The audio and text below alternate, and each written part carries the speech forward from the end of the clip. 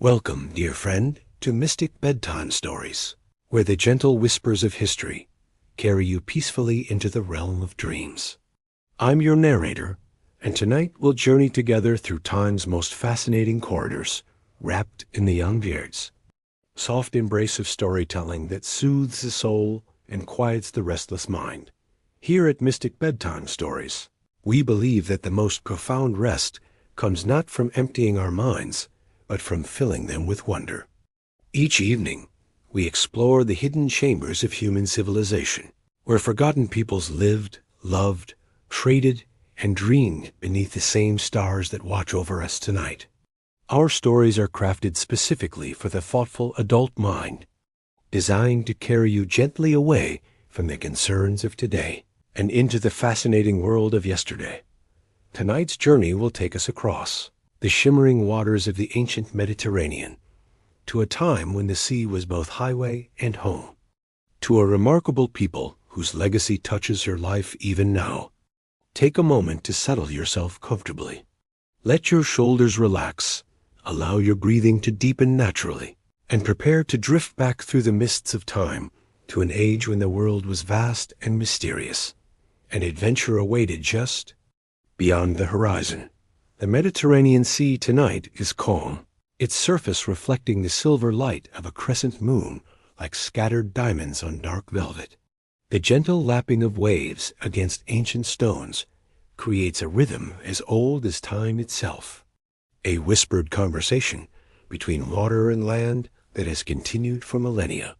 If you listen carefully, you can almost hear the echoes of voices from long ago, the calls of sailors and merchants who once made these waters their domain. It is here, along these timeless shores, that our story begins. Close your eyes and breathe in the salt-tinged air. Feel the warm Mediterranean breeze brush against your skin as you stand on a cliff overlooking the sea. Below you, the water stretches endlessly toward distant horizons, and somewhere in the gentle darkness, you sense movement. A sail, perhaps, catching the moonlight as it glides silently across the waves. This is no ordinary sail. It gleams with a deep, rich purple that seems to absorb and reflect the night's mysterious light.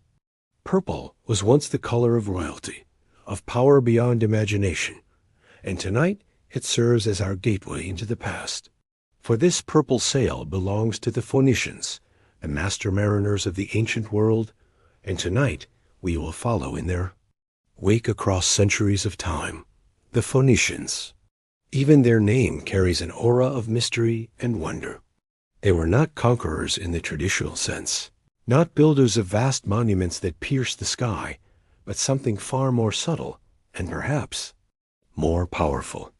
They were the invisible threads that wove the ancient world together, the patient craftsmen who created connections where none had existed before. As we drift alongside their ancient vessel, we begin to understand that we are witnessing something extraordinary, not just a trading voyage, but a moment in the great story of human connection. Now let us turn our gaze from the endless waters to the homeland that shaped these remarkable people. As our purple sail continues its gentle journey through the Mediterranean night, we can glimpse in the distance a narrow strip of coastline, where mountains meet the sea in an embrace that has lasted since the world was young. This is Phoenicia, a land that nature seemed to design specifically for those who would make their living from the marriage of earth and ocean. Picture, if you will, the eastern shore of the Mediterranean as it appeared 3,000 years ago.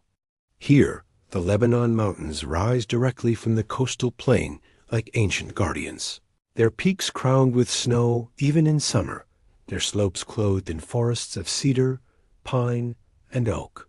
These mountains are not merely backdrop, but destiny itself, for they press the land into a narrow corridor between their heights and the welcoming sea, creating a geography that would shape an entire civilization.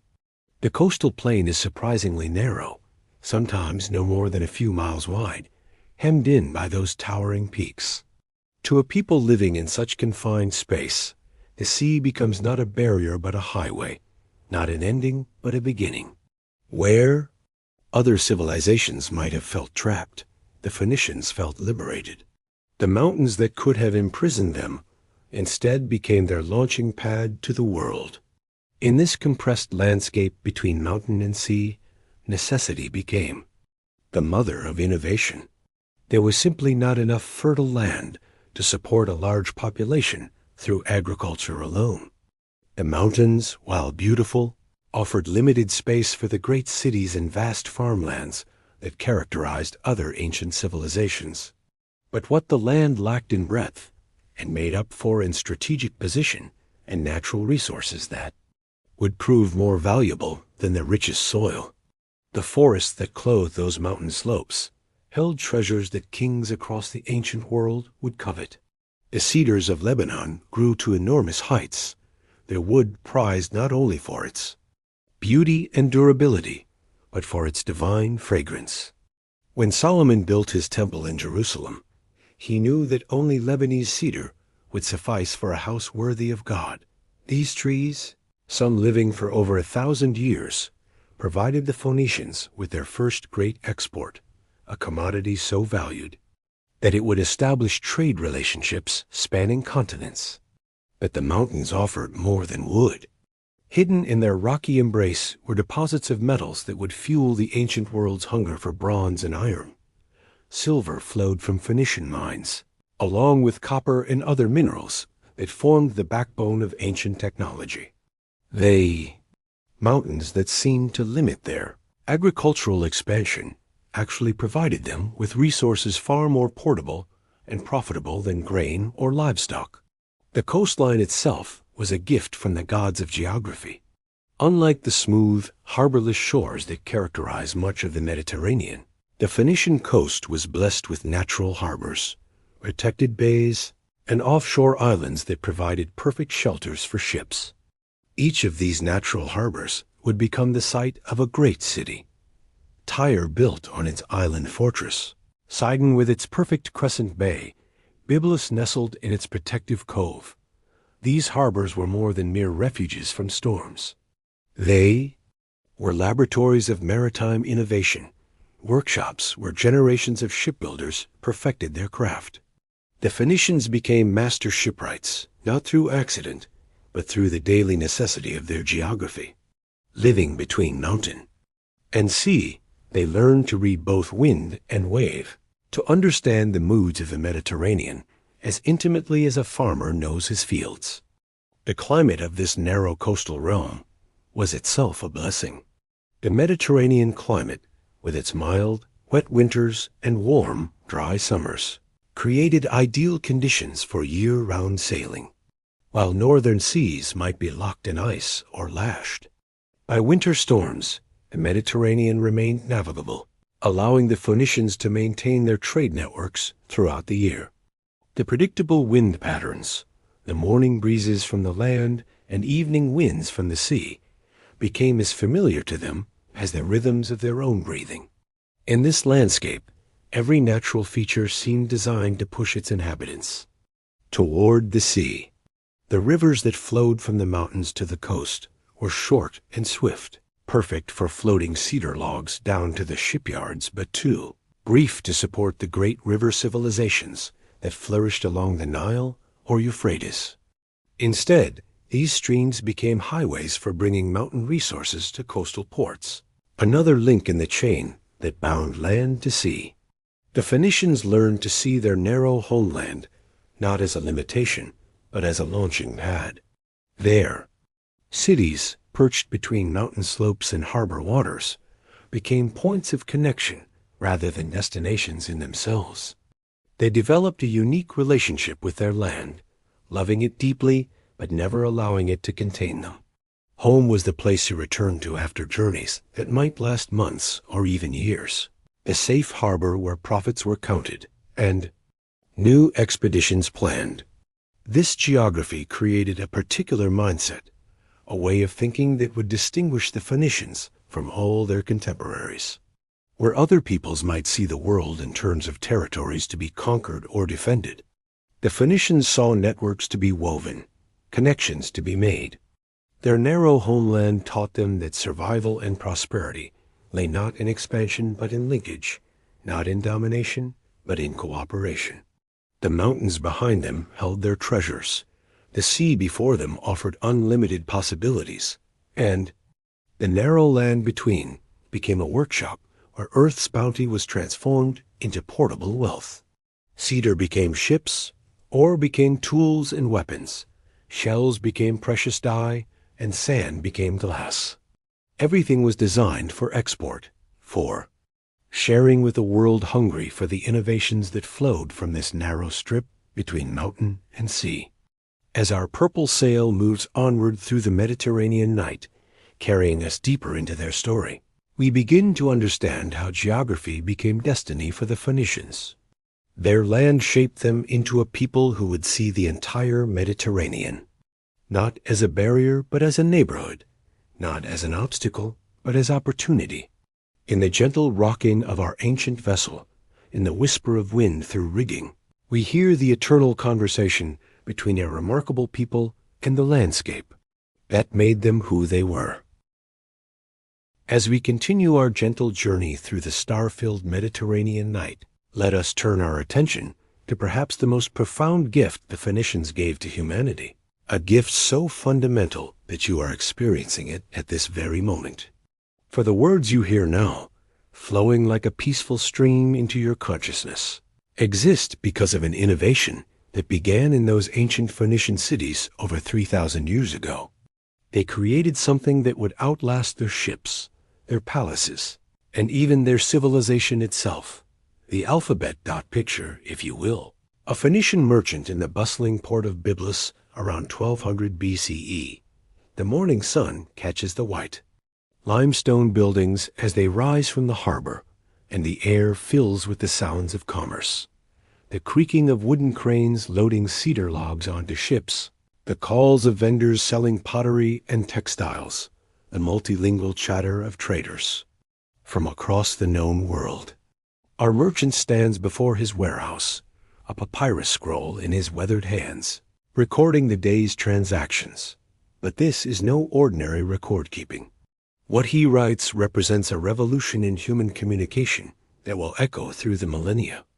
Instead of the complex hieroglyphs of Egypt with their hundreds of symbols, or the intricate cuneiform of Mesopotamia with its wedge-shaped characters pressed into clay, our merchant uses something startlingly simple, 22 symbols each, representing a single sound. These symbols can be combined in countless ways to represent any word in any language. To understand the magnitude of this innovation, we must first appreciate the complexity of what came before. In ancient Egypt, a scribe spent years learning hundreds of hieroglyphic symbols, each with its own meaning, its own subtle variations. The writing system was so complex that literacy remained the privilege of a small elite, the scribal class, who jealously guarded their knowledge. Similarly, in Mesopotamia, cuneiform writing required mastery of hundreds of wedge-shaped marks, each representing syllables or entire concepts. But the Phoenicians, ever practical in their approach to life, saw an opportunity to simplify. As merchants dealing with peoples across the Mediterranean, they needed a writing system that could be learned quickly, used efficiently, and understood across linguistic boundaries. They needed something portable, something that could travel as easily as their ships from port to court, something that could record not just the sacred words of priests and kings, but the everyday language of commerce and communication. The breakthrough came through a profound insight into the nature of language itself. The Phoenicians realized that all human speech in any language could be broken down into a small number of basic sounds. Instead of creating symbols for entire words or concepts, they created symbols for these fundamental sounds. It was an idea so elegant in its simplicity that it seems obvious now, but it represented a leap of abstract thinking that transformed human civilization. Their alphabet began with Aleph, a symbol that originally represented an ox, its shape suggesting the head and horns of that essential animal. But in the hands of Phoenician innovators, Aleph became more than a picture of an ox. It became the sound that began the word Aleph, the glottal stop that we might barely notice in speech, but that forms the foundation of countless words. This transformation from pictograph to phonetic symbol was revolutionary, a shift from representing things to representing the sounds of human speech itself. Beth, the second letter, originally depicted a house, its simple lines suggesting shelter and security. But as a phonetic symbol, Beth became the B sound that begins countless words across languages. The physical house became the sound of home, of belonging, of the basic human need for shelter, transformed into pure communication. Gimel, originally a camel, became the G sound, carrying with it the spirit of journey and endurance that the camel represented. As we float through the Mediterranean darkness, following our purple sail, imagine the profound moment when a Phoenician trader first realized that these symbols could represent not just words in his own language, but sounds that could be adapted to any tongue. A Greek merchant could take the Phoenician aleph and use it to represent the A sound in his own language. A Roman could adapt Beth to represent the same B sound in Latin. The alphabet was not just a Phoenician invention. It was a gift to humanity, a universal tool for capturing human thought and speech. The implications of this innovation rippled outward like waves from a stone cast into still water. For the first time in human history, literacy became accessible to ordinary people. You no longer needed to spend years in temple schools learning hundreds of complex symbols. A merchant, a craftsman, even a sailor could learn to read and write in a matter of weeks or months. Knowledge, once the jealously guarded possession of a scribal elite, began to democratize. Consider the liberation this represented. A potter in Cyprus could now record his own techniques instead of relying on memory passed down through generations.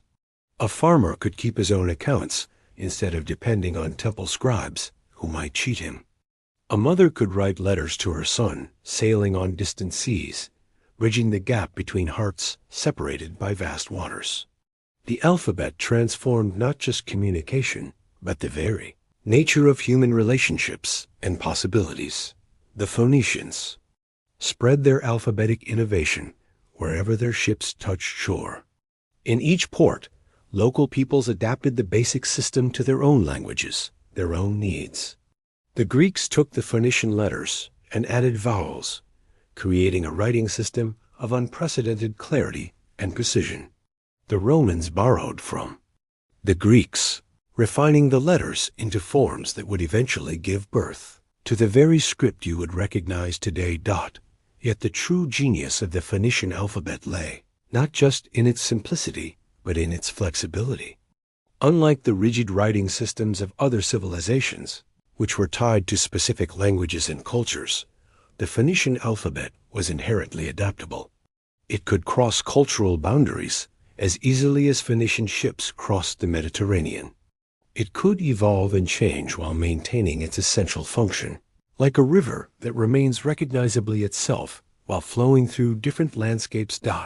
As our ancient vessel rocks gently on the Mediterranean swells, we can imagine Phoenician scribes working by lamplight in their counting houses, their reed pens scratching across papyrus as they record transactions, correspondence, and stories. They could not have known that they were laying the foundation for every book that would ever be written, every poem that would ever capture the human heart, every scientific treatise that would expand human knowledge. The alphabet they created would carry the words of Homer across the centuries, preserve the wisdom of Plato, record the laws of Justinian, and eventually enable the spread of Christianity and Islam across continents. It would make possible the Renaissance, the scientific revolution, and the democratic ideals that would reshape the world.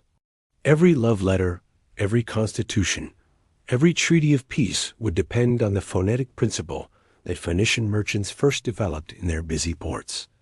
But perhaps most remarkably, the alphabet embodied the Phoenician spirit itself, practical, adaptable, and designed to bring peoples together rather than drive them apart. Just as their ships carried goods from port to port, creating networks of mutual benefit. Their alphabet carried ideas, stories, and human connection across the barriers of language and culture. In creating the alphabet, the Phoenicians gave humanity a tool for understanding one another, for preserving wisdom, and for building bridges between hearts and minds separated by time and distance.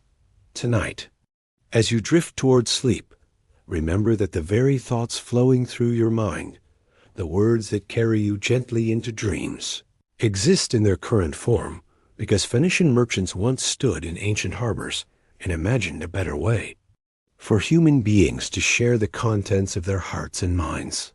In the soft whisper of wind through our purple sail, in the gentle rhythm of words carrying you toward rest, the spirit of that ancient innovation lives on, connecting us across the centuries to those remarkable people who first understood that all human speech could be captured in a handful of simple, elegant symbols. Our purple sail billows gently in the Mediterranean night breeze, and as the moonlight catches its rich, deep color, we are reminded of one of the most fascinating mysteries of the ancient world. This is no ordinary purple, no simple dye that might fade with the first washing or pale under the relentless Mediterranean sun. This is Tyrian purple, the royal purple, a color so precious that it was literally worth more than its weight in gold. A hue so coveted that kings went to war to secure its supply. But how does a simple mollusk, a creature no larger than your thumb, become the foundation of an empire's wealth? How does the humble murex shell, lying quietly on the seafloor, transform into the symbol of ultimate luxury and power? Tonight, as we drift through these ancient waters, let us uncover the remarkable story of how the Phoenicians turned the sea's humblest creatures into treasures fit for emperors. Picture the rocky shores near the great city of Tyre, where the Mediterranean waves have carved countless tide pools into the limestone coast. In these shallow waters, protected from the harsh currents of the open sea, live thousands upon thousands of murex shells. To the untrained eye, they appear unremarkable, spiny, rough-textured creatures that cling to rocks and seem to have little value beyond their role in the ocean's complex ecosystem. But the Phoenician dye workers, masters of secrets passed down through generations, saw something entirely different. They understood within each of these humble shells lay a tiny gland, no bigger than a grain of rice, that produced a clear fluid. This fluid, when exposed to sunlight and air, would undergo a transformation that bordered on the magical. It would shift from transparent to yellow, then to green, then to deep red, and finally to the most magnificent purple the world had ever seen. The process of extracting this precious dye was both art and science, requiring knowledge, patience, and an intimate understanding of the sea's rhythms. Phoenician divers would descend into the coastal waters, their lungs trained to hold breath long enough to pry the murex shells from their rocky homes. These were not casual beachcombers, but skilled professionals who could read the underwater landscape as easily as their merchant cousins read the winds and currents above. The harvested shells were brought to specialized workshops, often located on the outskirts of cities because of the overwhelming smell that accompanied the dye-making process. Here, craftsmen would carefully crack open each shell, extracting the tiny hyperbranchial gland with delicate bronze tools. The work required extraordinary precision, for damaging the gland would ruin the precious fluid within. Thousands of shells were needed to produce even small amounts of dye. It has been calculated that to dye a single remang toga in the deepest Tyrian purple required the sacrifice of approximately 12,000 murex shells. The mathematics of luxury were staggering. Entire underwater ecosystems were harvested to produce enough dye to color the robes of a single, wealthy individual. The extracted fluid was then exposed to sunlight in shallow stone basins, where the ancient alchemy began. Phoenician dye masters understood that the quality of the final color depended on countless variables: the time of year the shells were harvested, the length of exposure to sunlight, the temperature of the air, even the phase of the moon. Each workshop guarded its secrets jealously, passing techniques from father to son in whispered conversations that were never committed to writing. As the fluid underwent its miraculous transformation, changing from clear to yellow to green to red, the dye workers would test small samples on scraps of wool or linen.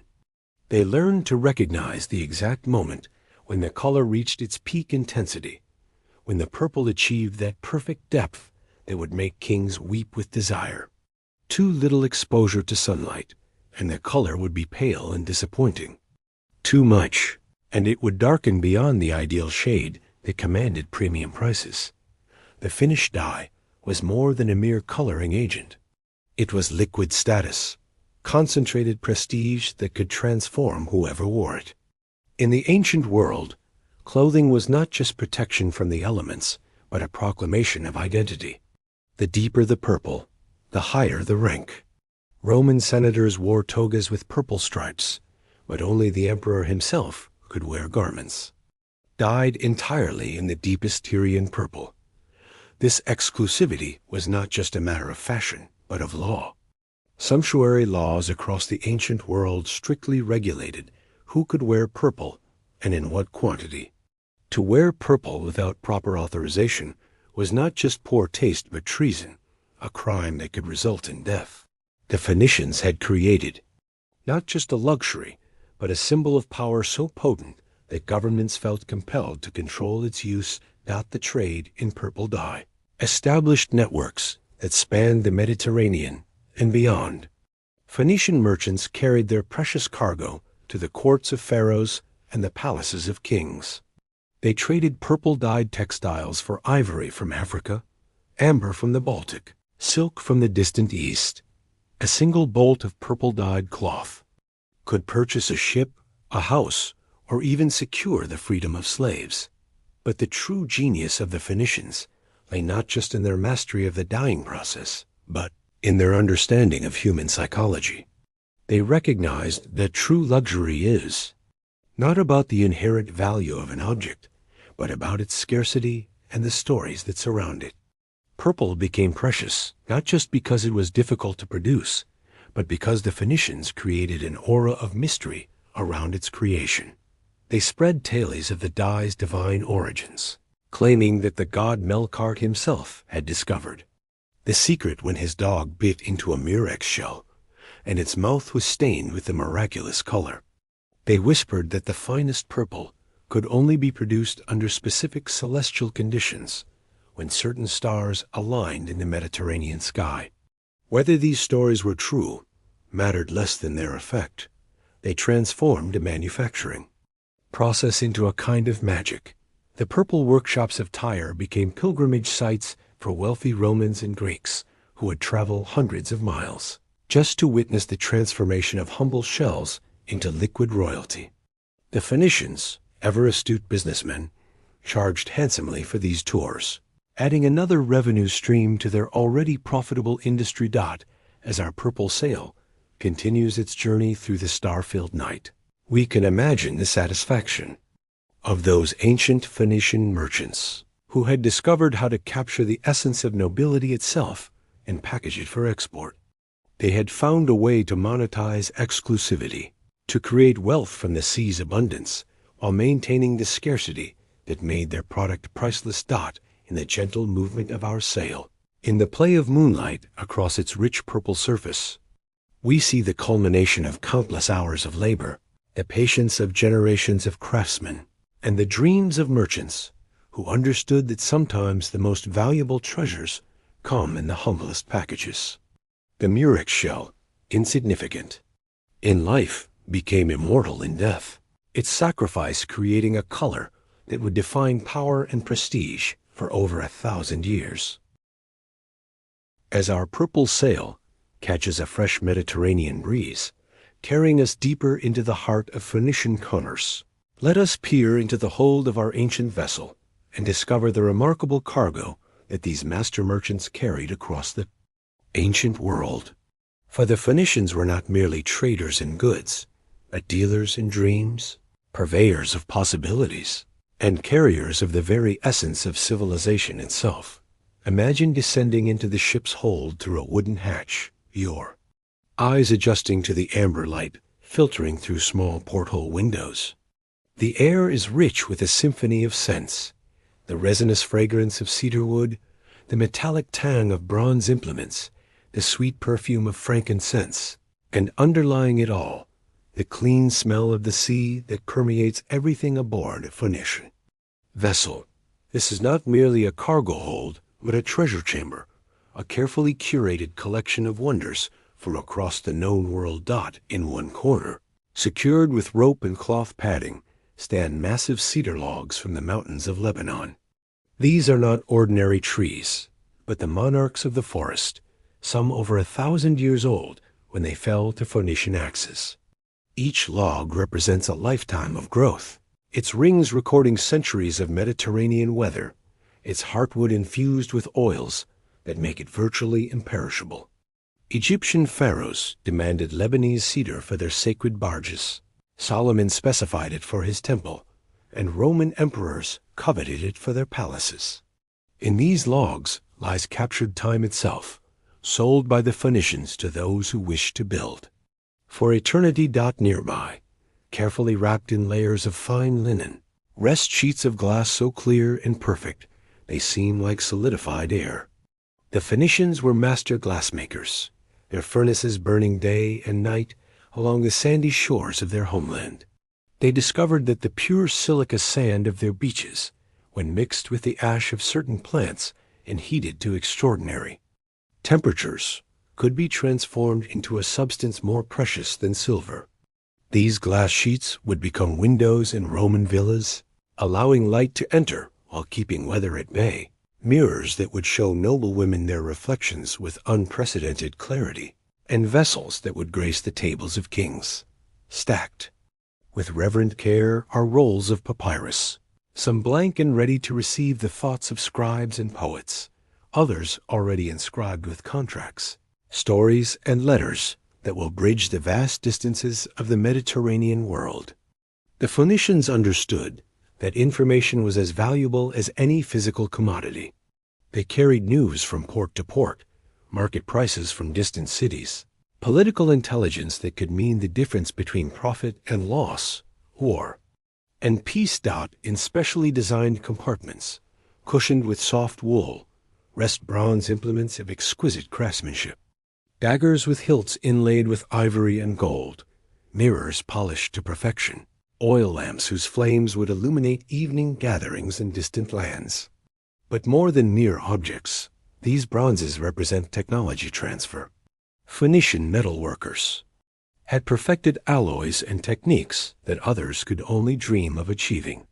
When they sold a bronze sword, they were not just selling a weapon, but sharing centuries of accumulated knowledge about metallurgy. The aromatic corner of the hold contains treasures from Africa and Arabia, frankincense and myrrh, cinnamon and cassia, precious resins that would burn in temples across the Mediterranean, their smoke carrying prayers to the gods. These substances were worth their weight in silver, gathered from remote regions at great risk and expense. Phoenician merchants had established trade relationships with kingdoms deep in Africa, following caravan routes across deserts where a single mistake could mean death.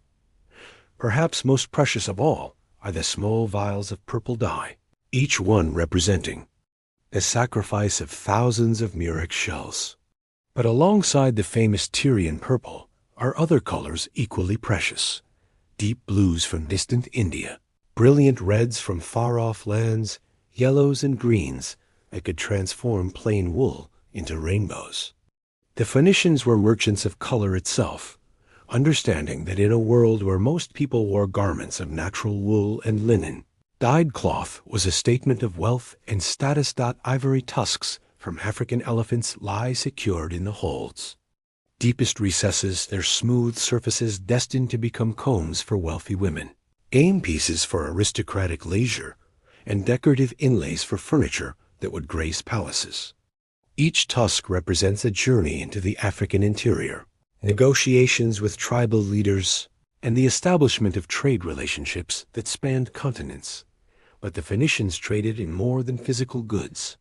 They were carriers of culture, spreaders of innovation, and bridges between civilizations that might otherwise never have encountered each other. A Phoenician ship arriving in a remote port brought not just cargo but knowledge, new techniques in metalworking, innovative designs in pottery, revolutionary concepts in agriculture and craftsmanship. They served as translators between cultures. Their multilingual crews capable of conducting business in dozens of languages and dialects. A typical Phoenician merchant might speak Phoenician with his crew, Egyptian with his suppliers, Greek with his customers, and perhaps a dozen other tongues with various trading partners encountered along the way. They were living libraries of cultural knowledge, carrying in their memories the customs, laws, and traditions of peoples across the Mediterranean world that the Phoenicians understood, something that many other ancient peoples did not. That trade was not a zero-sum game where one party's gain meant another's loss, but a creative process that could generate value for everyone involved. They sought not to conquer markets, but to create them, not to dominate suppliers, but to develop them. Their success lay in understanding that a satisfied customer was a repeat customer, and that long-term relationships were more valuable than short-term profits.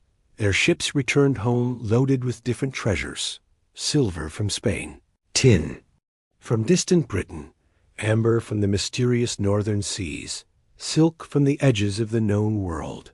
But they also brought something less tangible, yet equally valuable: information. They knew which cities were prospering and which were struggling, which rulers were friendly to foreign traders and which were hostile, which routes were safe and which were dangerous. This intelligence network made the Phoenicians invaluable to rulers across the Mediterranean. Kings and emperors sought their counsel, not just on matters of trade, but on politics and diplomacy.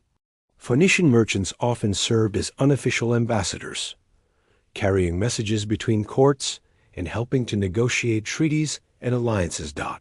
As our ship rocks gently in the Mediterranean swells, we begin to understand that we are witnessing more than mere commerce. The Phoenicians were weaving the ancient world together with threads of mutual benefit and shared prosperity.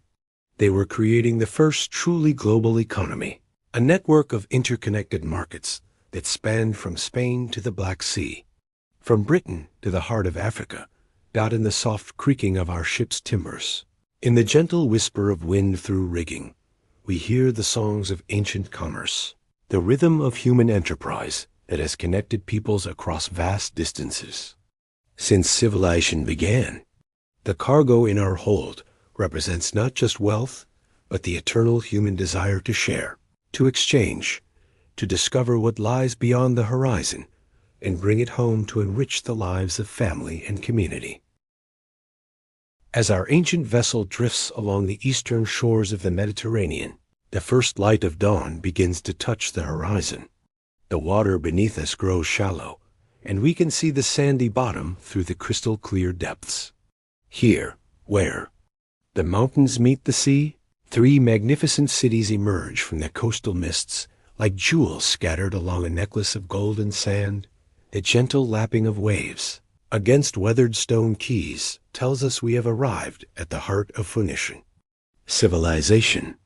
These are not merely cities, but living embodiments of human ingenuity, each one a specialized pearl in the crown of Mediterranean commerce. First, rising from the morning haze, we see Tyre.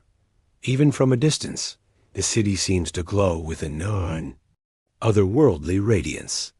Built upon two islands connected by a narrow causeway, Tyre appears to float upon the water itself, as if the gods had placed it there as a gift to mortals. The city's unique position makes it virtually impregnable, protected by the sea on all sides, yet perfectly positioned to welcome the merchant ships that arrive daily from every corner of the known world. As we draw closer to Tyre's harbors, the air itself seems to carry a faint, mysterious fragrance.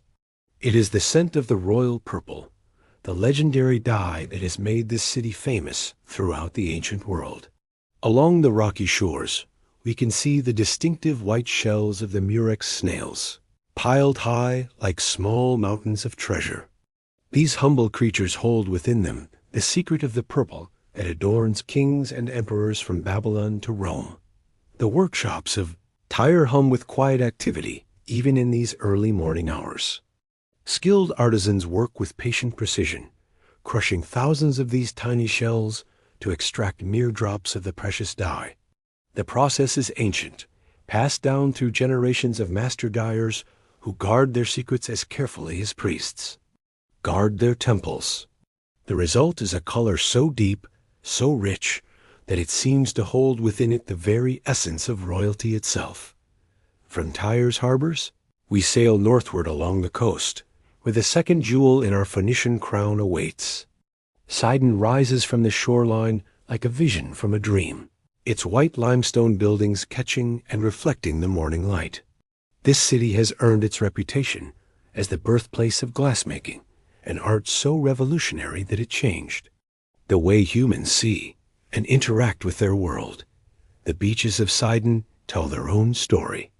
Here, where the sand meets the sea, ancient Phoenician craftsmen first discovered that certain combinations of sand and heat could create something magical, transparent glass. The furnaces of Sidon burned day and night, their flames dancing like captured stars. Within these furnaces, ordinary sand transforms into vessels of ethereal beauty, windows that invite light into dark spaces, and mirrors that reflect not just images, but the very soul of human creativity. Walking through Sidon's workshops, we would hear the gentle clink of glass against glass, the soft whisper of molten material being shaped by expert hands. The glassmakers of Sidon work with the concentration of meditation. Each piece they create a small miracle of human achievement. Their products travel to the farthest reaches of the Mediterranean world, carrying with them the light and clarity that only Sidon can provide. Our journey continues northward to the third and perhaps most remarkable of these coastal cities, Byblus. Even the name carries magic, for it is from this ancient port that we derive our modern word Bible. Byblus is the city of written words, the place where human thoughts first began their journey across time and space in permanent form. The harbor of Byblus bustles with a different kind of energy. Here, ships arrive not just carrying goods, but carrying ideas. The quays are lined with bundles of papyrus reeds, imported from the distant Nile Delta, waiting to be transformed into the writing material that will preserve human knowledge for generations yet unborn. The air is filled with the rustle of papyrus and the soft scratch of reed pens against smooth surfaces. In the scriptoriums of Byblus, scholars and scribes work in reverent silence, copying texts, recording transactions, and creating the written records that will outlive empires. These quiet scribes are the unsung heroes of human civilization, preserving in their careful handwriting the thoughts, laws, poems, and stories that define what it means to be human. Each of these three cities represents a different aspect of Phoenician genius. Tyre gives us beauty and luxury, transforming the humble sea snail into royal magnificence. Sidon brings us clarity and light, turning beach sand into windows for the soul. Byblus offers us immortality, ensuring that human thoughts and experiences survive long after their creators have returned to dust. Yet these cities are more than just centers of industry and trade. They are communities where families have lived for generations, where children play in ancient streets, where merchants gather in the evening to share stories of distant lands. The rhythm of daily life in these coastal cities follows the eternal rhythm of the tides, rising and falling with the natural cadence of the sea. As the sun climbs higher in the sky, casting long shadows across the harbors. We can see how these three cities work together like instruments in a cosmic orchestra. A ship from Tyre, laden with purple-dyed cloth, might stop in Sidon to pick up glass vessels. and continued to Byblus to collect scrolls and written materials, before setting sail for distant shores, where all three treasures will be eagerly awaited. People of these cities share a common bond, stronger than mere commerce. They are united by their relationship with the sea, by their understanding that the Mediterranean is not a barrier but a highway, not an ending but a beginning. They look outward toward the horizon with the confidence of those who know that every sunrise brings new possibilities. In the workshops and markets of Tyre, Sidon, and Byblus, we witness the birth of the modern world. These coastal cities are incubators of innovation, places where human creativity meets practical necessity to produce solutions that will benefit all of humanity. They are proof that greatness can emerge from the most unlikely places, that a narrow strip of land between mountain and sea can nurture civilizations that will influence the entire world. As evening approaches and our imaginary vessel prepares to continue its journey, we take one last look at these three remarkable cities. Their lights begin to twinkle in the gathering dusk, each one a testament to human ingenuity and perseverance. The gentle waves that lap against their ancient quays carry with them the whispers of countless generations who have called these places home. In the soft Mediterranean twilight, with the first stars beginning to appear in the darkening sky, we bid farewell to Tyre, Sidon, and Byblus.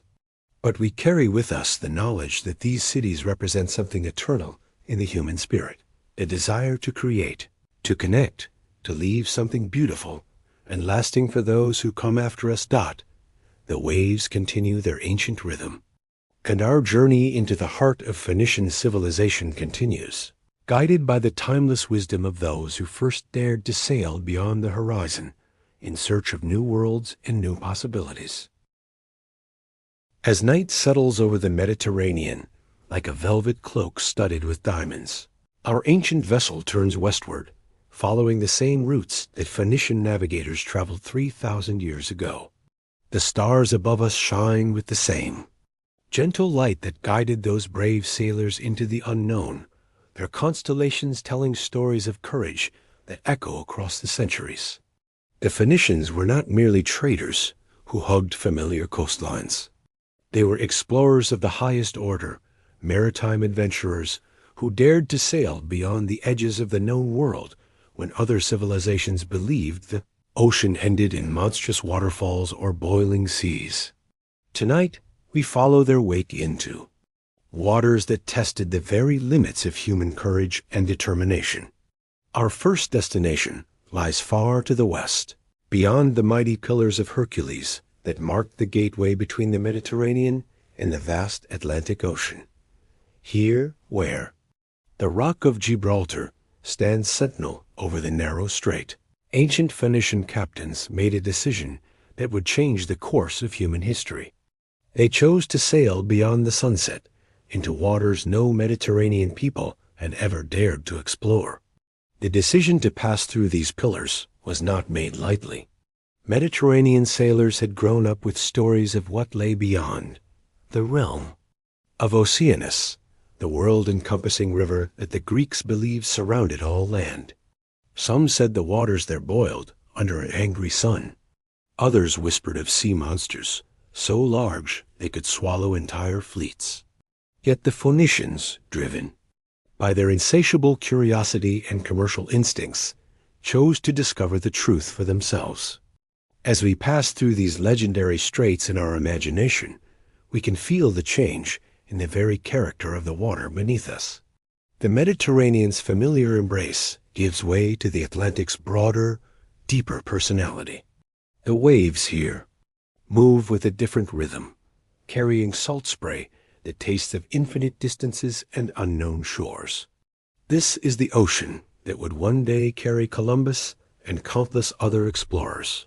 But the Phoenicians were here first, their cedar ships cutting through these waters when the world was young. Their first major discovery along the Atlantic coast was a land they called Tarshish, known to us today as southern Spain.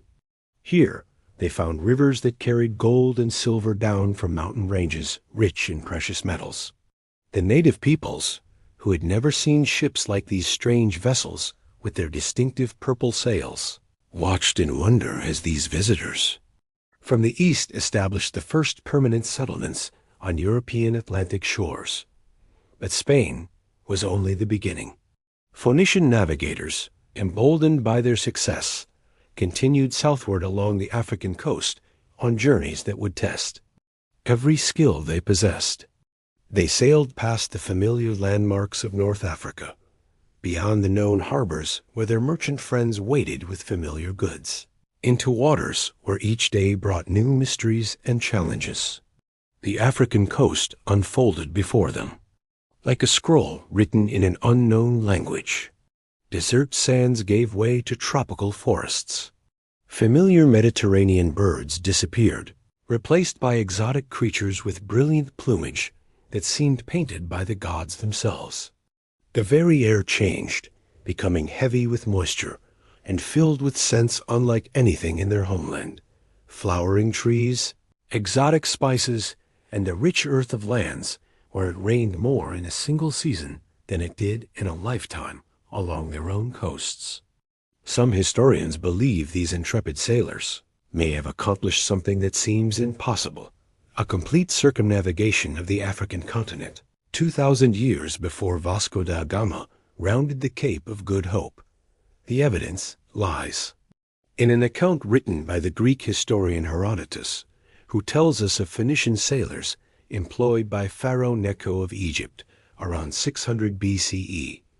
According to this ancient account, these sailors departed from a Red Sea port and sailed south along the eastern coast of Africa. For 3 years they journeyed, stopping each autumn to plant crops, wading through the growing season, harvesting their grain, and then continuing their voyage. When they finally returned to Egypt, they came not from the south or east, but from the west, having sailed through the Pillars of Hercules and back into the Mediterranean. What makes this account particularly credible is a detail that Herodotus himself found unbelievable. The sailors reported that as they rounded the southern tip of Africa, the sun appeared to be on their right side in the north. To ancient Mediterranean peoples, this seemed impossible, for the sun was always in the south. But we know today that this is exactly what would happen to sailors crossing the equator, providing strong evidence that this incredible journey actually took place. Imagine the courage required for such a voyage. These sailors spent 3 years away from home, 3 years sailing into the unknown with only the stars to guide them and their own skill to keep them alive. They encountered peoples whose languages they had never heard, animals they had never seen, weather patterns unlike anything in their experience. They watched the familiar constellations of their homeland disappear below the horizon, replaced by alien stars that told different stories in the southern sky. But the Phoenicians' maritime adventures were not limited to the African coast. They also sailed north into the foggy waters of the Atlantic, reaching the British Isles centuries before Julius Caesar's legions set foot on those shores. The lure that drew them so far from home was tin, a metal essential for making bronze, found in abundance in the mines of Cornwall. The journey to Britain required a different kind of courage than the African voyages. Instead of tropical heat, these northern expeditions faced storms, fog, and seas that could turn deadly without warning. The British Isles appeared to Phoenician sailors as lands of mystery, shrouded in mist and inhabited by fierce Celtic tribes who painted themselves blue and built massive stone circles whose purpose remains mysterious even today. These tin-trading voyages established some of the earliest commercial relationships between Mediterranean civilization and northern Europe.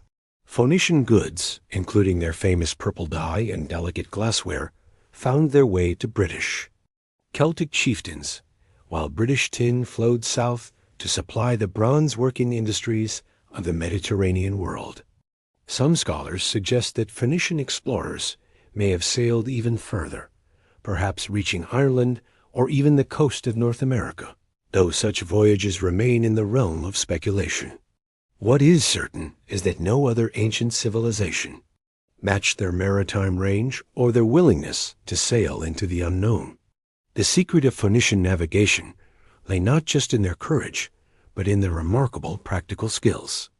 They were master astronomers, using star positions to determine their location, even when far from familiar landmarks. They understood wind patterns and ocean currents with an intimacy that came from generations of careful observation.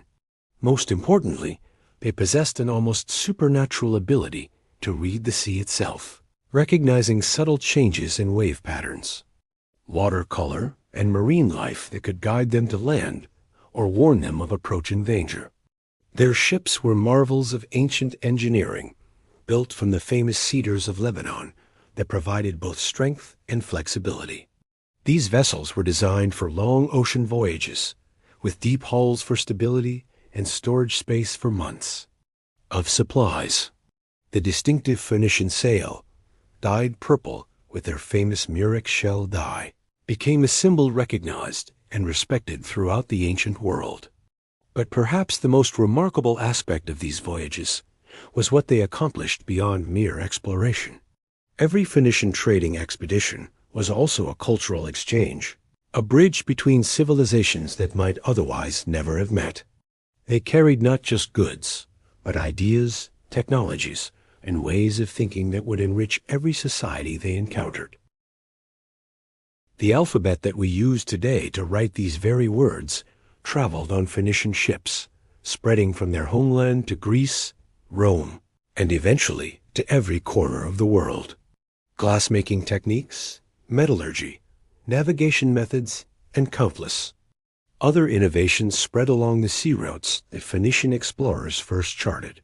As our imaginary vessel continues its nighttime journey, following in the wake of these ancient adventurers, we can sense the profound courage that drove them forward. In an age when most people never traveled more than a few miles from their birthplace, these sailors routinely embarked on voyages that would take them thousands of miles from home, into waters where every sunrise might reveal wonders or dangers beyond imagination. The gentle rocking of our vessel and the soft whisper of wind in the rigging remind us that the sea, despite all its dangers, was also the Phoenicians' greatest ally.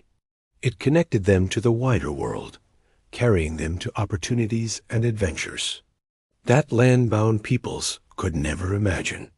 The Mediterranean was their highway, the Atlantic their frontier, and the entire ocean their home. In the deep quiet of this maritime night, with stars reflecting on calm waters like scattered jewels, we honor these ancient navigators who first dared to sail beyond the horizon. Their voyages expanded the boundaries of human possibility, proving that courage and skill could overcome any obstacle, that the unknown was not something to fear, but something to explore. The waves continue their eternal rhythm, carrying us forward through time and space, following the same currents that once carried cedar ships and purple sails toward adventures that would shape the destiny of our entire civilization. As our vessel drifts through the gentle Mediterranean night, the sound of distant temple bells carries across the water, calling us back through time to witness the spiritual heart of Phoenician civilization.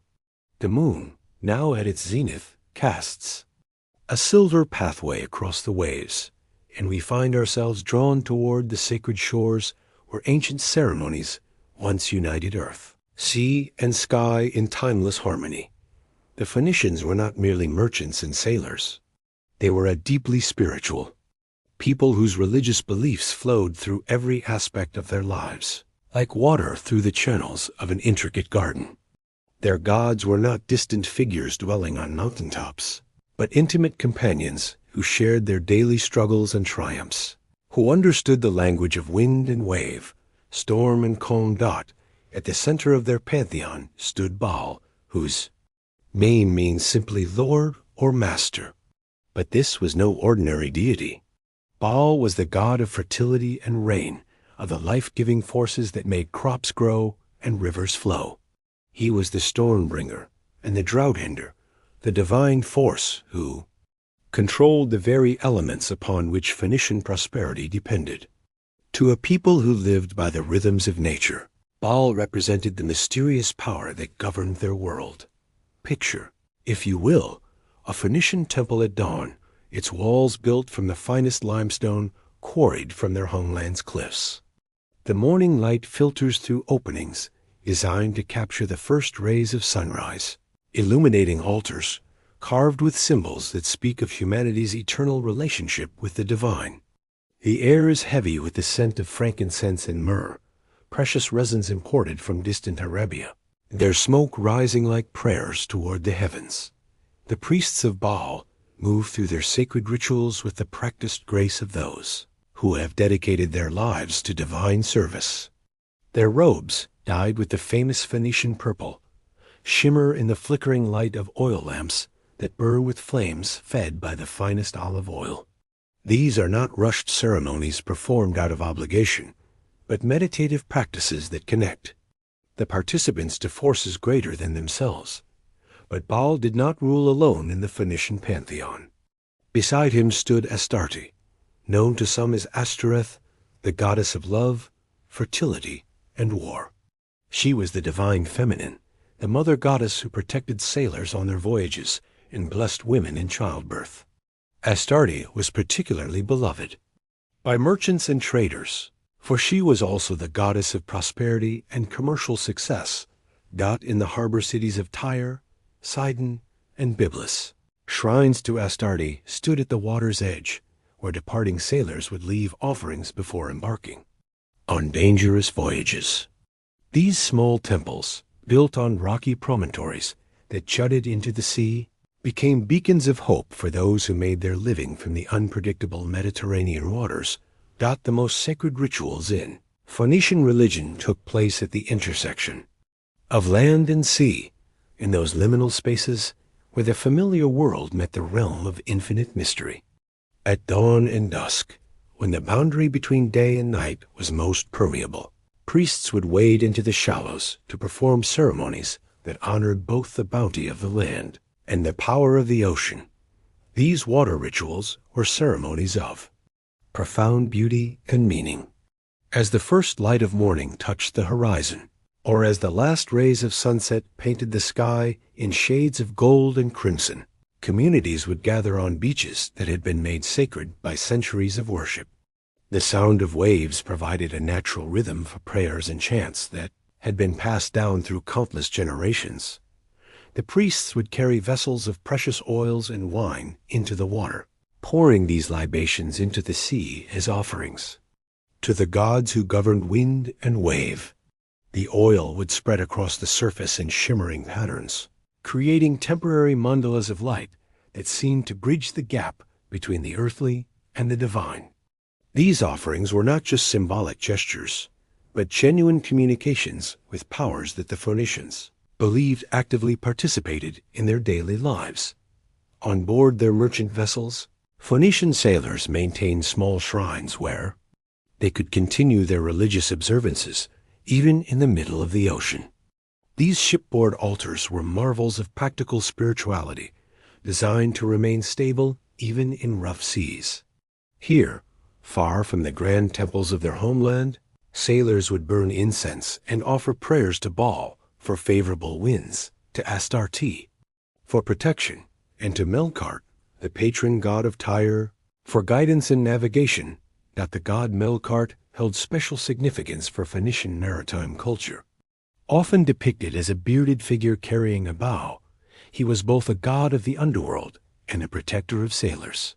Melkart was said to die and be reborn each year, symbolizing the eternal cycle of seasons and the triumph of life over death. For sailors who faced the constant possibility of death at sea, Melkart represented hope and the promise of safe return. During the most important religious festivals, entire communities would participate in ceremonies that lasted for days. The Festival of the Awakening of Melkart, celebrated each spring, involved elaborate processions where the god's sacred image was carried from temple to temple, accompanied by musicians playing harps, flutes, and cymbals. The music of these celebrations was designed to be heard by the gods themselves, with melodies that seemed to echo the rhythm of waves and the whisper of wind through rigging. The Phoenicians also practiced a form of sacred prostitution at certain temples, particularly those dedicated to Astarte. This was not the crude practice that later civilizations would make it out to be, but a deeply spiritual ritual where the union of human bodies was believed to mirror the cosmic union that brought fertility to the earth. These ceremonies took place in temple groves, where sacred trees provided natural sanctuaries for rituals that honored the creative force of the universe. Perhaps the most controversial aspect of Phoenician religion was the practice of child sacrifice, particularly during times of extreme crisis.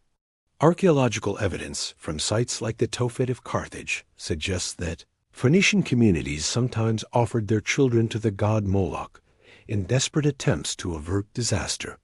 While this practice horrifies modern sensibilities, it reflected the profound seriousness with which the Phoenicians approached their relationship with the divine, believing that the gods required the most precious offerings during humanity's darkest hours. Yet, for every story of sacrifice, there are countless more examples of Phoenician religious practices that celebrated life and prosperity.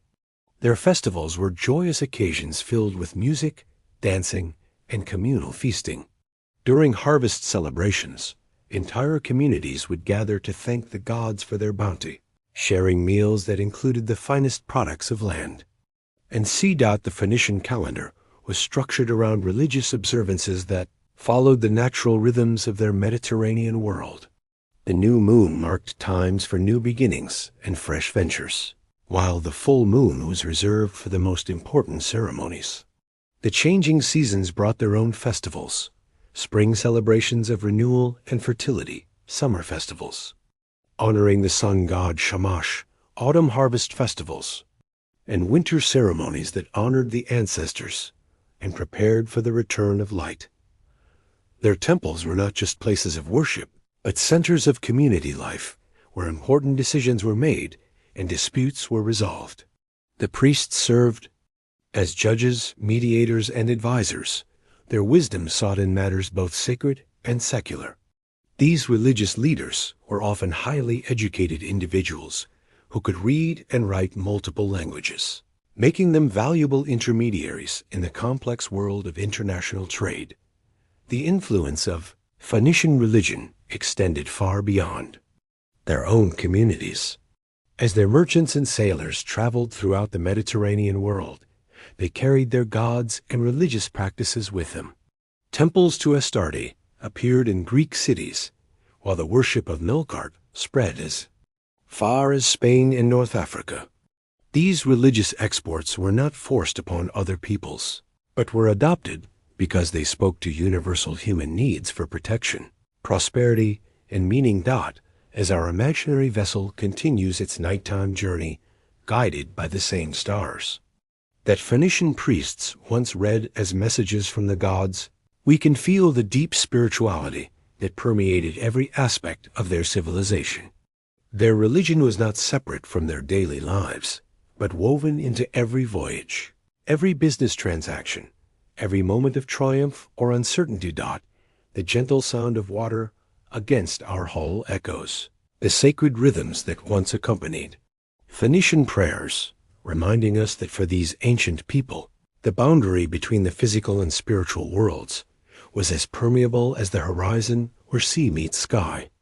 In their temples and aboard their ships, in their harvest festivals and their maritime rituals, they created a religious tradition that honored both the practical necessities of life and the eternal mysteries that lie beyond human understanding.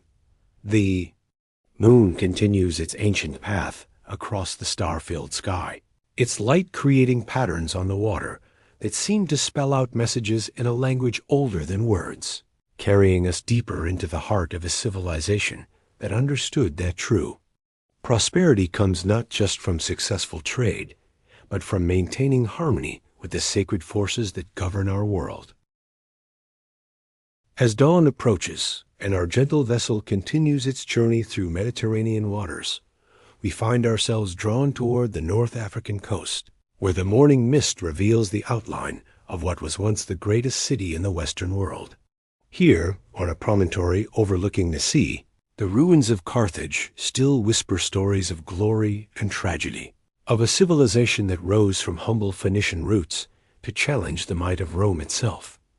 The story of Carthage begins not with conquest or war, but with a tale as old as humanity itself, the search for a new home.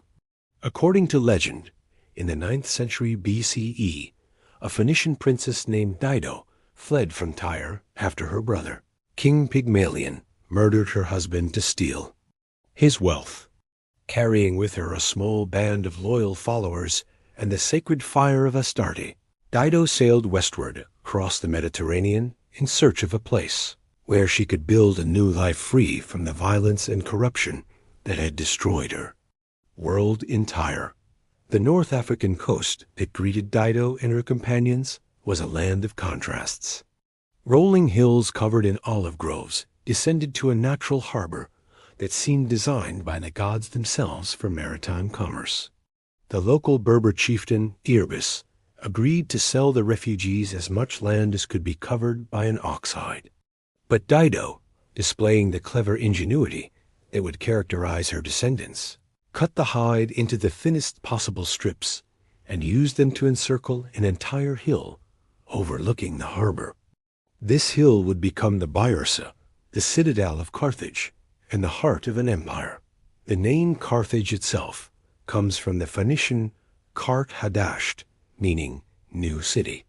But this was to be no mere colonial outpost.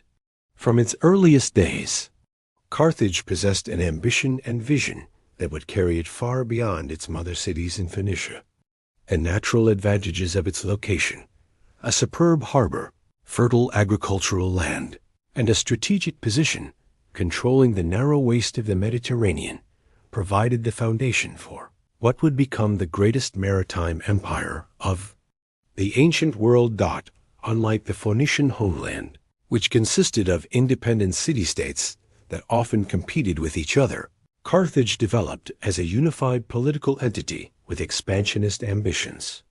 The early Carthaginians combined the maritime expertise of their Phoenician ancestors with the military innovations of their new environment, creating a hybrid civilization that was uniquely suited to dominate the western Mediterranean. The harbor of Carthage was an engineering marvel that surpassed even the great ports of Tyre and Sidon.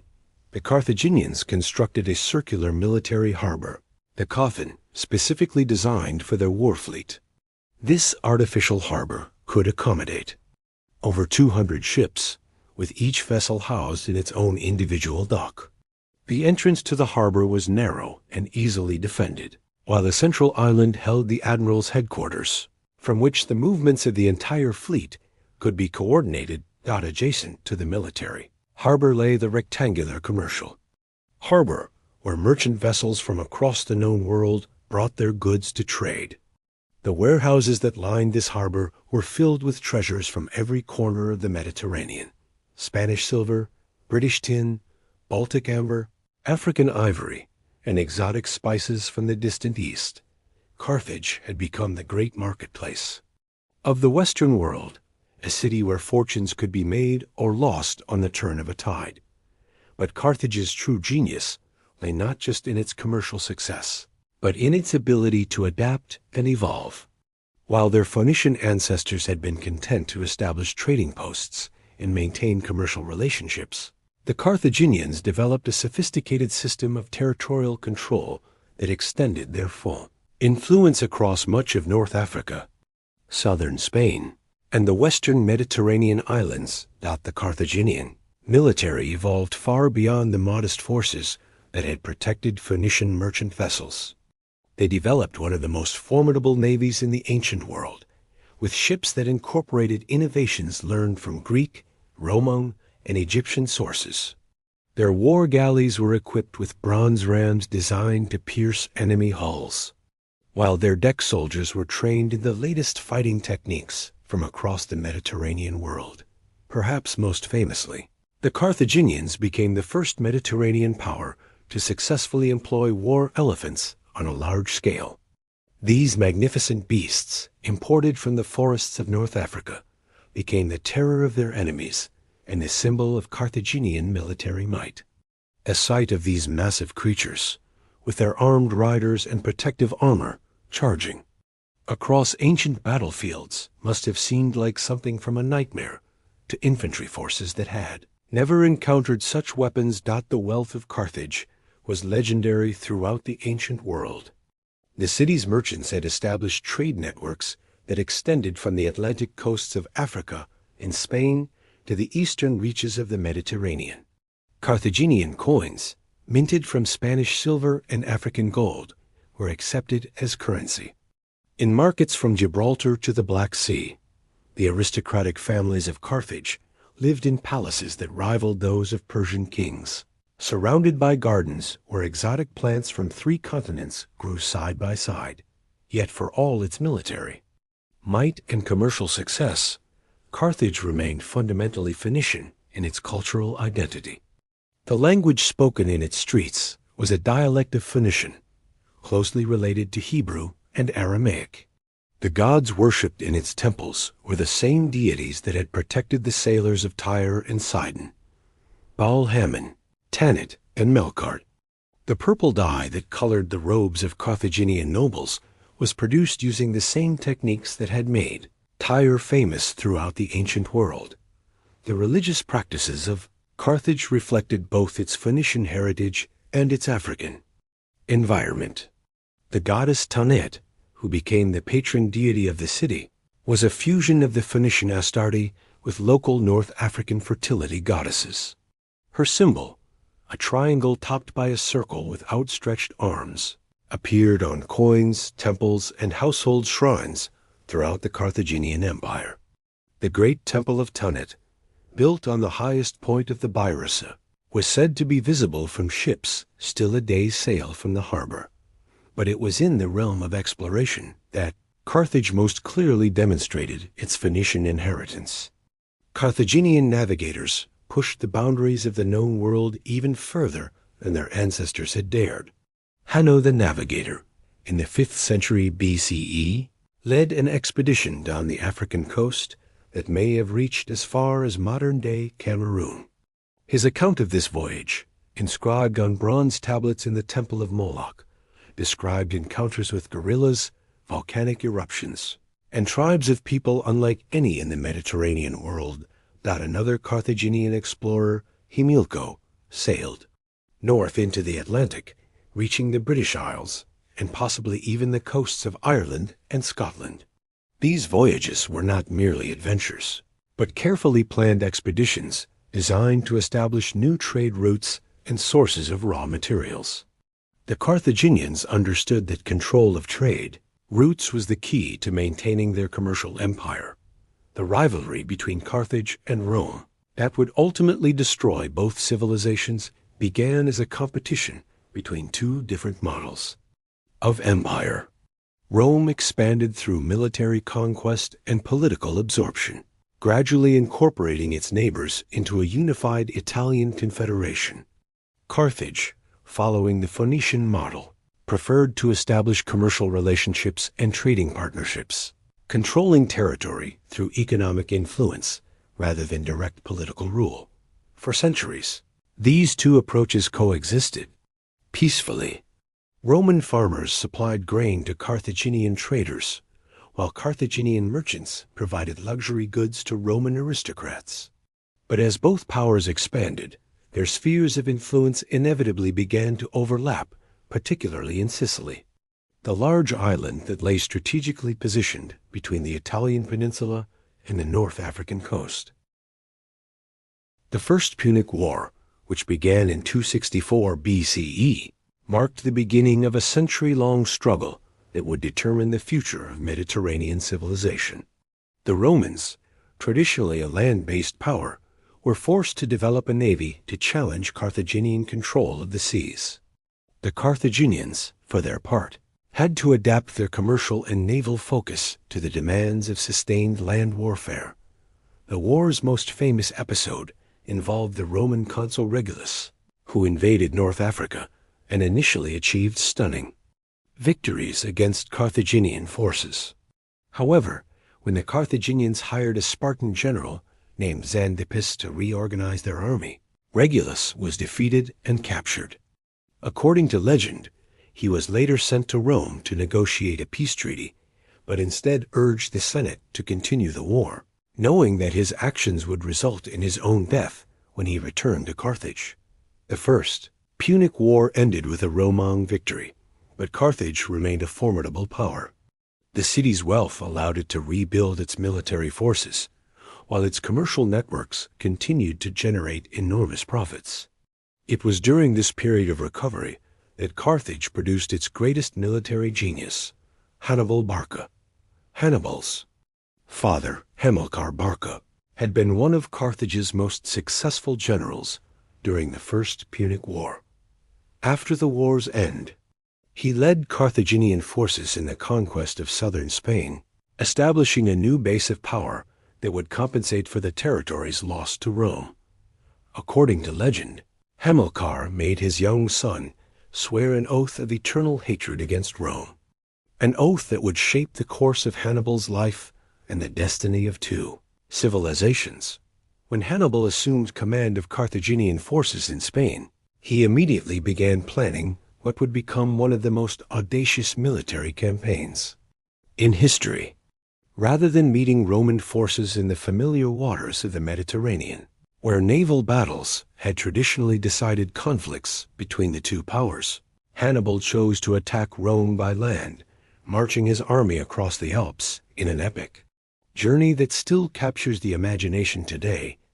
The crossing of the Alps with war elephants in the depths of winter was an achievement that seemed impossible to contemporary observers. Many of Hannibal's soldiers were killed by cold, avalanches, and attacks from hostile mountain tribes.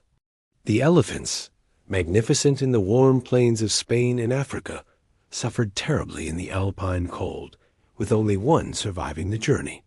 Yet when Hannibal emerged from the mountains into the fertile plains of northern Italy, he commanded an army that was hardened by its ordeal and fanatically devoted to its leader.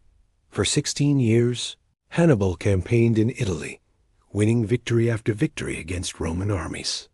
At Cannae, he achieved what military historians consider one of the most perfect tactical victories in the history of warfare, surrounding and destroying a Roman army twice the size of his own. For a brief moment, it seemed as though the upstart city on the Tiber might fall to the descendant of Phoenician merchants.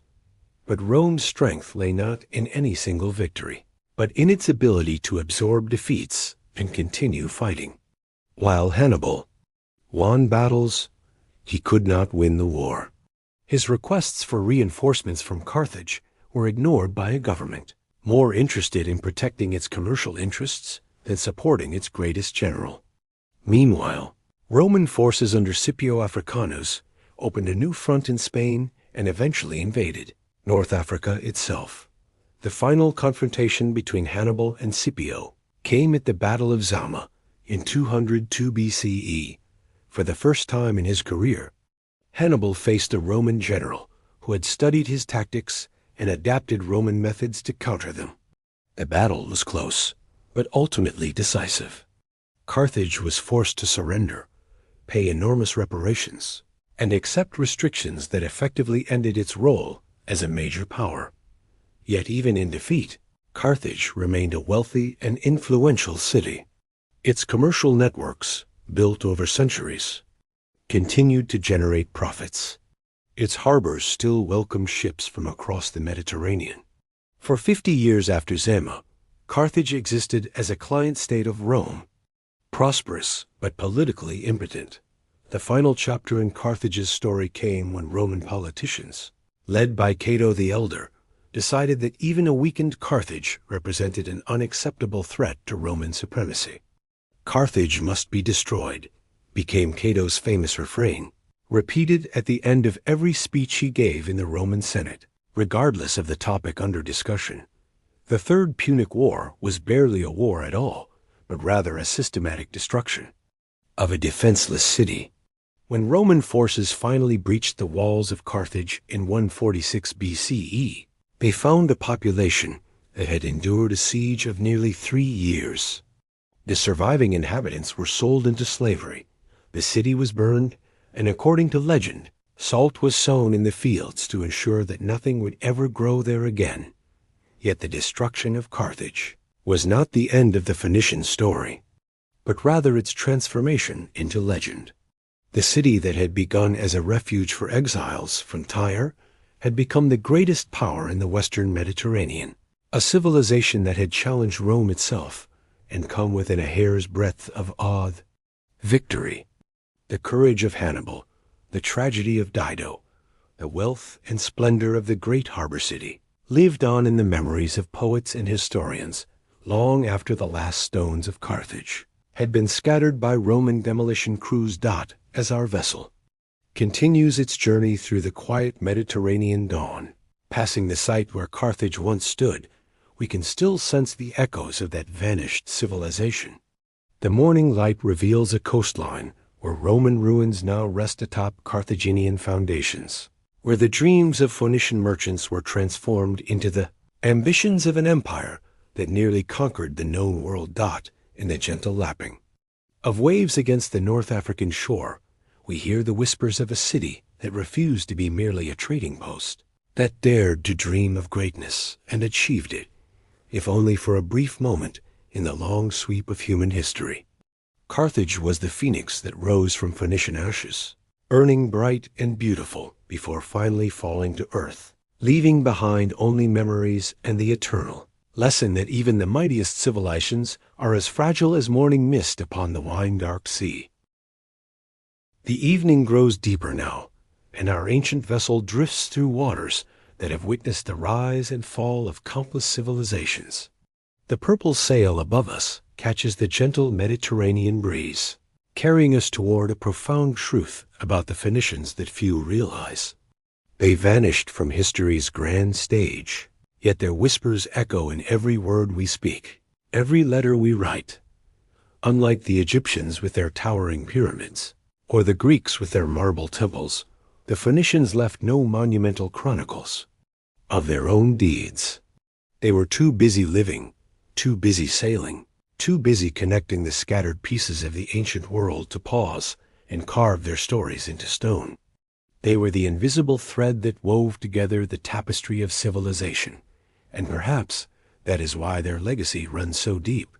Imagine, if you will, the last Phoenician merchant ship sailing from Tyre as the Romans tightened their grip on the Mediterranean. The captain, weathered by decades of ocean spray and foreign shores, carries with him not just goods in his hold, but something far more precious. In his mind lie the trade routes that connected Spain to Cyprus, the knowledge of winds that could carry a ship from Lebanon to North Africa, the languages that could bridge cultures separated by vast seas. But this captain carries something else, something he doesn't even realize. Every time he makes a mark on his manifest, every time he scratches a note to record his cargo, he is using letters that will outlive his ship, his city, even his entire civilization. The simple marks he learned as a boy in Tyre will become the foundation for alphabets that span the globe. The Phoenicians never built a unified empire, never demanded that the world remember their names. They were content to be the messengers, the middlemen, the bridges between worlds. And in their humility, they achieved something far greater than any conqueror ever could. They gave humanity the tools to record its own story. Think of it this way.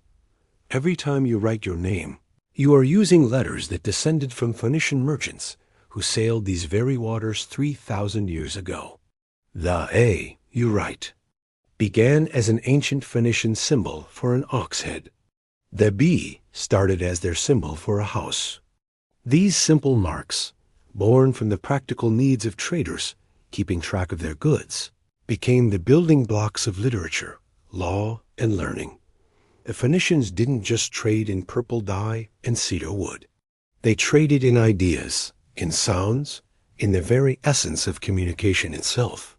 Their alphabet's simplicity not only allowed its easy adaptation to multiple languages, but it also allowed the common people to learn how to write. This was their greatest gift to humanity, not the riches they accumulated, but the knowledge. A democratized dot. When the Greeks adopted the Phoenician alphabet, they didn't just borrow letters. They inherited a revolution. The Greeks, who were in close trading contact with the Levant, adopted the Phoenician alphabet, added vowel sounds, and thus created the Greek alphabet, upon which our modern Latin alphabet is based. From there, these letters spread across Europe, adapting to new languages, new sounds, new ways of thinking. But the Phoenicians' influence extends far beyond the alphabet. Every time a sailor navigates by the stars, they follow techniques refined by Phoenician mariners. Every time a merchant establishes a trade network, they walk in the footsteps of those purple-sailed ships. Every time diverse cultures meet and exchange ideas peacefully, they echo the Phoenician way of building bridges instead of walls. The great cities of Tyre and Sidon may have fallen, their harbors silted over, their purple dye workshops long abandoned. But in every library, in every school, in every place where knowledge is shared and preserved, the Phoenicians live on. They are the anonymous authors of civilization's greatest tool, the written word. Consider this remarkable truth. The Phoenicians never sought to impose their culture on others. They simply offered their goods, their services, their innovations to anyone willing to trade. They were the first truly global citizens, comfortable in any port, speaking any language, bridging any divide. In a world often torn by cultural conflicts, the Phoenicians showed us a different way, the way of peaceful exchange, mutual benefit, and shared prosperity. Their ships may have vanished beneath the waves. Their cities may have crumbled into dust, but every time someone learns to read, every time knowledge passes from one generation to the next, every time humanity takes another step forward in understanding, the Phoenicians are there, sailing silently through the currents of history. They were the merchants of more than goods. They were the merchants of civilization itself. They didn't conquer lands. They conquered ignorance. They didn't build monuments to themselves. They built the foundation for all monuments of human achievement. In their quiet, practical way, they may have been the most successful civilization. In human history. As our imaginary voyage draws toward its close, as the ancient Mediterranean grows calm, and the stars emerge in their eternal patterns, we carry with us this gentle truth. The greatest legacies are often the most invisible ones. The Phoenicians live on not in ruins or relics, but in the very fabric of human communication, in the letters that form these words, in the idea that distant peoples can understand one another through simple marks on parchment or screen. Vanished from the stage of history, but they never truly left. They are with us still, in every word we write, in every story we tell, in every bridge we build between one heart and another. The purple sails have faded, but their wind still fills the sails of human progress, carrying us forward into an uncertain but hopeful future.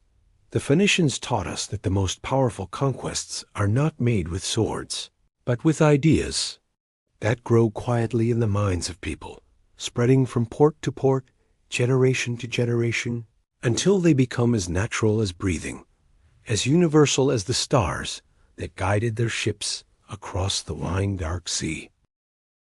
And so our journey draws to its gentle close, as all journeys must. The ancient vessel that has carried us through these waters of memory begins its quiet return to harbor, guided by the same stars that once showed Phoenician sailors the way home after months at sea.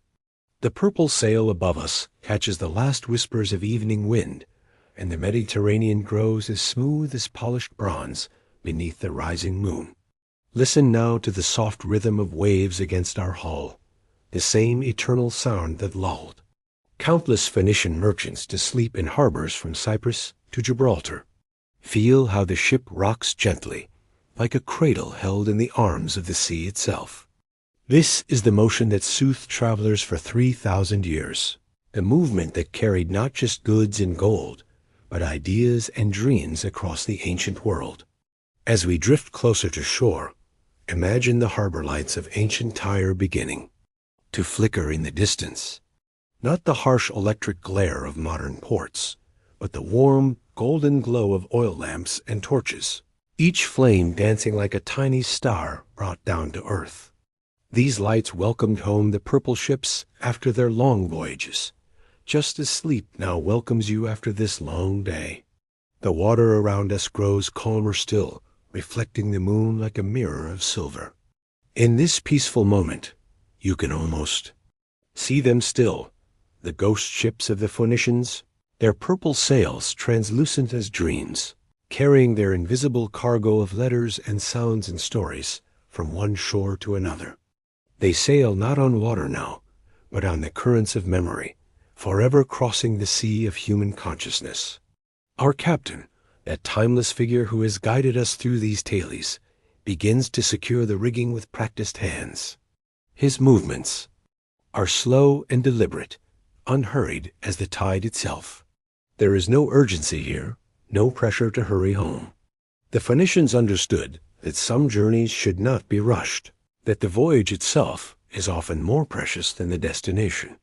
Feel your own breathing slow to match the rhythm of the waves. Each breath in draws the salt air of ancient seas. Each breath out releases the tensions of the modern world. You are suspended between past and present, between waking and sleeping, between the known shore and the infinite horizon. This is where peace lives, in the gentle spaces between certainty and mystery.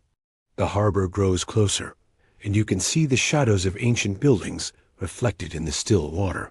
Warehouses where cedar logs once lay stacked like sleeping. Giants. Workshops where master craftsmen blew glass into shapes of impossible beauty. Markets where the voices of 100 languages once mingled like music. All quiet now, all resting in the embrace of time. But listen carefully, and you might still hear them, those ancient voices carried on the evening breeze. The Phoenician merchant calling out his wares, his voice echoing across centuries. The shipwright singing as he shaped the hull that would carry precious cargo across dangerous waters. The mother teaching her child the simple marks that would become our alphabet, not knowing she was passing down one of humanity's greatest gifts. These voices don't speak of conquest or glory. They whisper of simpler things, of safe harbor after a long voyage, of fair winds and favorable trade, of letters that carry love across the miles, of the quiet satisfaction that comes from connecting one human heart to another. These are the true treasures the Phoenicians left us, more valuable than any gold or purple dye. As our ship glides the final distance to shore, notice how the water grows shallow enough that you can see the sandy bottom, pale and smooth in the moonlight. Tiny shells catch the light like scattered stars, each one a small miracle of the sea. This is where our journey ends, in these gentle shallows where the vast ocean meets the welcoming earth. The ship settles with a soft sigh against the harbor. Quay, the ancient stones worn smooth by countless arrivals and departures. A purple sail furls itself with barely a whisper, folding like tired wings after a long flight. The ropes that tie us to shore are no burden now, but a gentle promise of rest and safety. Step carefully from the deck onto the moonlit stones of the harbor.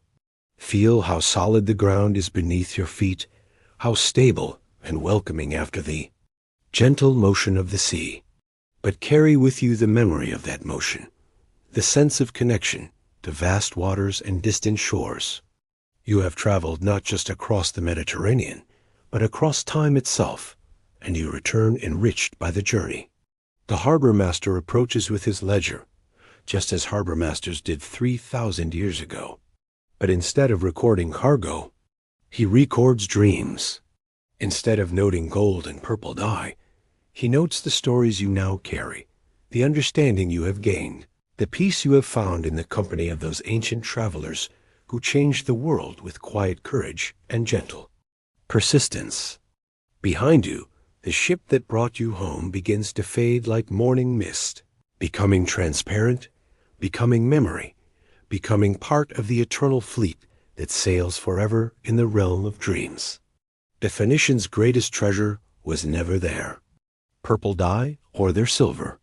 It was their gift for connecting distant shores, for building bridges across the vast spaces that separate one soul from another. And now you too are part of that eternal voyage. Every word you write carries the spirit of those ancient letters. Every story you tell echoes across the same waters that carried Phoenician voices to distant lands. Every bridge you build between yourself and another person continues their work of weaving the world together with threads of understanding and compassion. The moon rises higher, casting a silver path across the water that leads from the harbor to the infinite horizon. This is the road the Phoenicians traveled, and it is the road that leads to your own peaceful rest.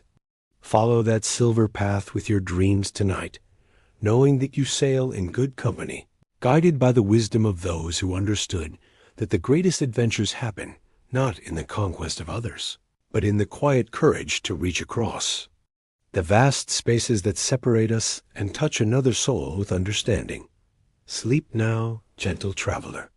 Let the rhythm of ancient waves carry you to shores of peace.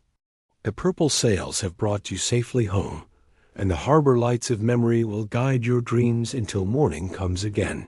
And with it, new horizons to explore, new stories to discover, new bridges to build across the endless, welcoming sea of human connection.